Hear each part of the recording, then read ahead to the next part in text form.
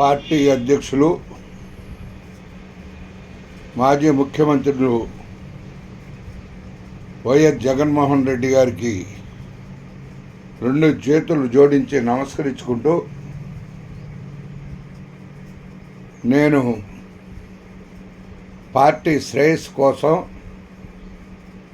రేపు 2029లో పార్టీ అఖండ మెజార్టీతో గెలవటం కోసం నేను ఒక సలహా ఇస్తున్నాను.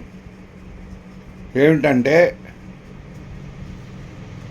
మనం రేపు 2029లో ఎలక్షన్లకు వెళ్ళేటప్పుడు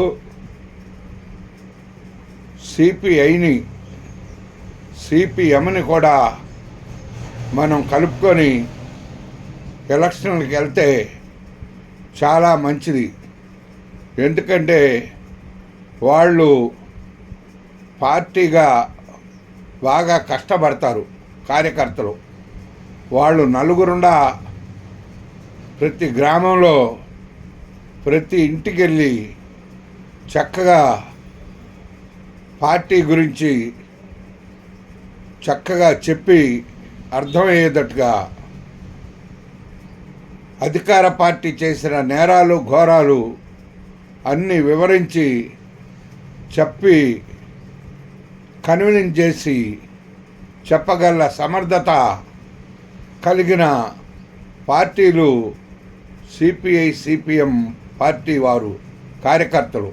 వాళ్ళు మొట్టమొదటి నుంచి కూడా వాళ్ళకి ఆ క్రమశిక్షణ ఉంది. వాళ్ళు పార్టీకి క్రమబద్ధులై ఉంటారు. వాళ్ళు ఆ పార్టీ కార్యకర్తలు. అందుకోసం ఆ నాయకులు కానీ ఆ కార్యకర్తలు కానీ వాళ్ళు పార్టీకి కమిట్మెంట్గా ఉంటారు.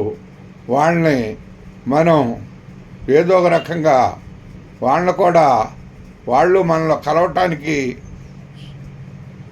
సిద్ధంగా ఉన్నారు. వాళ్ళని కనుక మీరు పిలిచి మాట్లాడితే వాళ్ళు మనలో కలుస్తారు.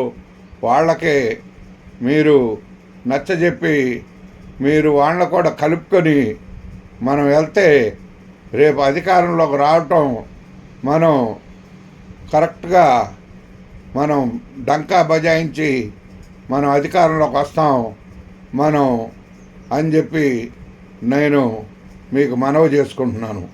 అందుకోసం మీరు ఈ మిత్రపక్షాలను కూడా కలుపుకొని అవసరమైతే కాంగ్రెస్ పార్టీని కూడా మీరు కలుపుకొని ముందుకెళ్తే ఇంకా మంచిది. మరి మీరు ఆలోచన చేయండి.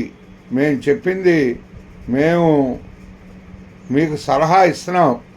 మీరు మంచిదైతే పాటించండి. మీరు లేకపోతే మీద ఊరుకోండి. అంతేగాని మేము సలహా ఇచ్చామని చెప్పి మేము చెప్పామని చెప్పి మీరు మా మీద తప్పు పట్టమాకండి. మీరు కోపగించుకోమాకండి. మేము ఎందుకంటే పార్టీ ఈ రోజున పార్టీలో ఉన్న కార్యకర్తలు పడే బాధలను బట్టి మీకు మేము కొద్దిగా ఆదుర్దాతో మేము మాట్లాడుతున్నాం.